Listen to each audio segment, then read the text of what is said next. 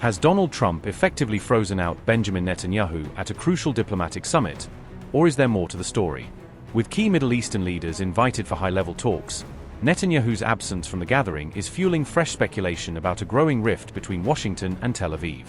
As discussions increasingly focus on a possible U.S.-Iran agreement, questions are mounting over whether Israel's long-time position on Iran is being sidelined in favor of a broader regional diplomatic push. And with the Iran deal taking center stage, one question continues to dominate the conversation. Where is Netanyahu, and what does his absence really signal about the future of U.S.-Israel relations? On the cusp of a possible Iran-U.S. peace deal, a new rift is reportedly emerging between Donald Trump and Benjamin Netanyahu. The Israeli Prime Minister is not expected to attend the upcoming G7 summit, according to recent reports. The summit comes as diplomatic efforts to end the Iran conflict enter what many observers describe as a critical phase. Trump is expected to hold talks with leaders from Egypt, Qatar, and the United Arab Emirates during the gathering. India has also been invited to participate in high-level discussions focused on regional security and stability. U.S. officials say each Gulf leader is expected to hold separate bilateral meetings with Trump on the sidelines of the summit. The discussions are expected to focus on ending the Iran conflict and shaping a broader post-conflict framework for the region. Netanyahu's expected absence has fueled fresh speculation about possible tensions between Washington and Israel at a pivotal diplomatic moment.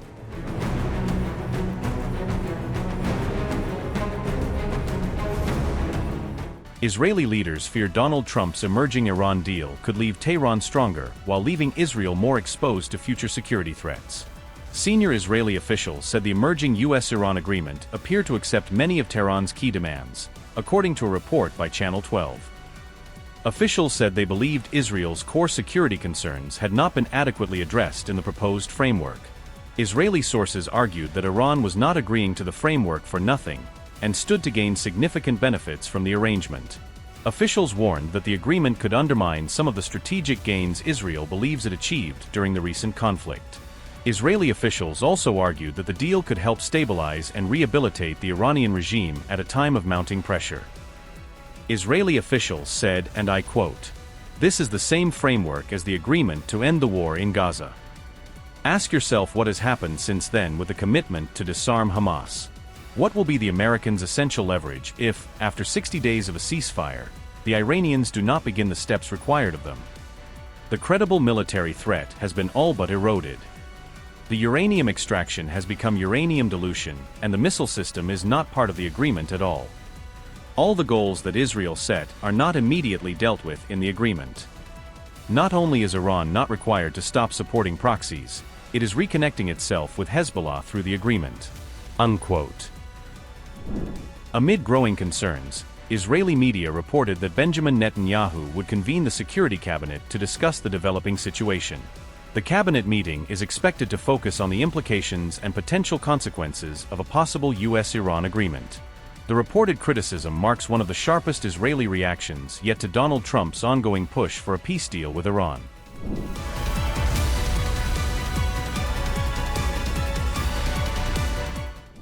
Iran has rejected Donald Trump's deal show as Tehran pushes back against claims that an agreement is ready for immediate signing. Iran publicly rejected Trump's claim that a deal with Tehran would be signed on June 14, saying negotiations have not yet reached that stage. Iranian officials said the proposed memorandum of understanding has neither been finalized nor formally approved by the relevant authorities. Fars reported that Tehran viewed the push for a signing on that specific date as a political stunt driven by Trump's domestic agenda. Iranian negotiators said the timing appeared carefully chosen to coincide with celebrations surrounding Trump's 80th birthday. Iran also linked the proposed signing date to Trump's high-profile UFC event planned at the White House the same weekend.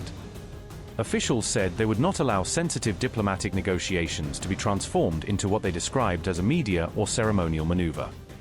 Trump had earlier announced on Truth Social that a deal could be signed as early as Sunday and presented it as a major diplomatic breakthrough.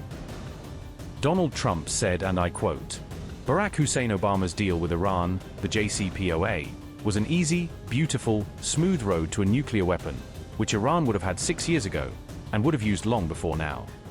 My agreement with Iran is the exact opposite, a wall to no nuclear weapon.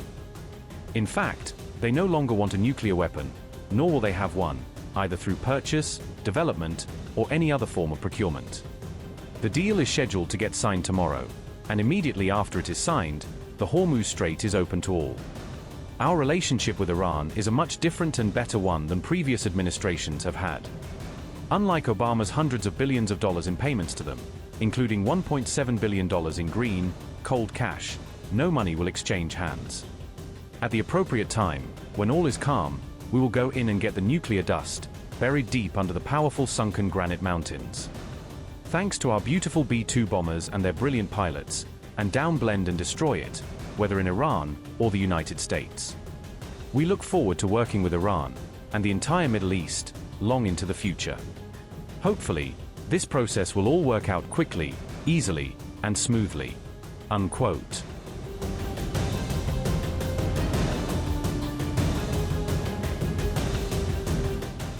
Meanwhile, CNN reported that mediators spent June 13th rushing to secure a virtual signing format in an effort to keep negotiations on schedule. Some mediators feared that further delays could create opportunities for new regional crises to derail the diplomatic process. There were also concerns that either side could still walk away if negotiations become prolonged or politically complicated.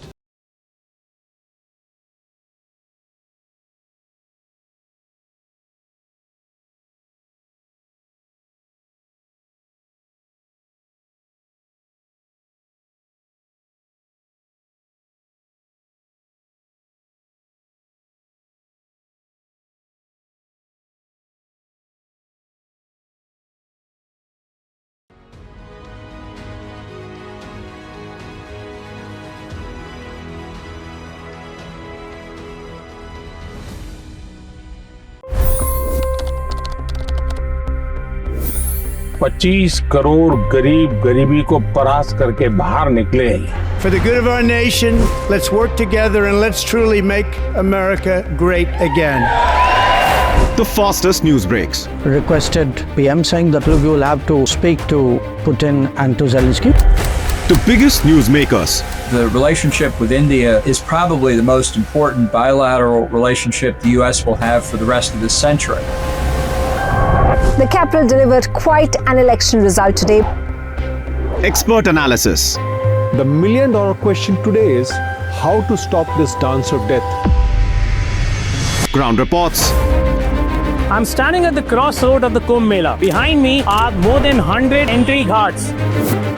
Long-form interviews. Exclusionary politics is reflected in Manipur case as well. You don't bother because this is a small state. Deep dive into burning issues. It's often said DRC could be the richest country in the whole world. It's because of what sits underneath. Why exactly did the US topple the Sheikh Hasina government?